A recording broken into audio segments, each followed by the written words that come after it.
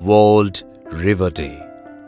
दुनिया भर में नदियों के लिए अंतर्राष्ट्रीय कार्रवाई दिवस के रूप में मनाया जाता है। इसका मकसद नदियों में बढ़ रहे प्रदूषण को रोकना, नदियों की रक्षा के उपायों के प्रति लोगों को जागरूक करना और उनके लिए बनाई गई नीतियों में सुधार करना होता है। नदियां मानव ही नहीं, पशु पक्षियों और पेड़ पौधों के लिए जीवनदायिनी की तरह है। बिना जल के जीवन की कल्पना असंभव है, लेकिन वातावरण में फैलता प्रदूषण और मानव द्वारा उत्पादित गंदगी नदियों के अस्तित्व को खतरे में डालने का काम कर रहे हैं। भारत में पूज्य गंगा नदी भी इससे अछूती नहीं है। ऐसे में नदियों के संरक्षण पर गौर नहीं किया गया तो स्थिति खतरनाक हो सकती है।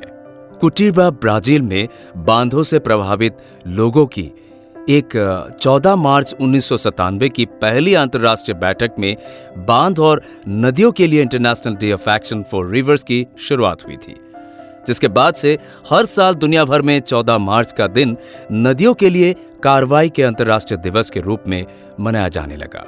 20 देशों के प्रतिनिधित्व ने 14 मार्च को नामित किया था और सभी ने मिलकर शपथ ली कि दुनिया में जितने भी बड़े बांध हैं उनकी देखरेख और सुरक्षा पर खास तौर से ध्यान दिया जाएगा। हाल के समय में 100 से ज्यादा देश इससे जुड़ चुके हैं। जल पीने के अलावा पृथ्वी में नमी बनाए रखने में भी मददगार साबित होता है। पृथ्वी पर उगने वाले वनस्पति तथा फसलों का पोषण भी इसी जल से होता है। अगर पानी दूषित होता है तो इन सब पर प्रभाव पड़ेगा, जो कहीं ना कहीं जल ही नहीं हमारे अस्तित्व पर भी संकट आ सकता है।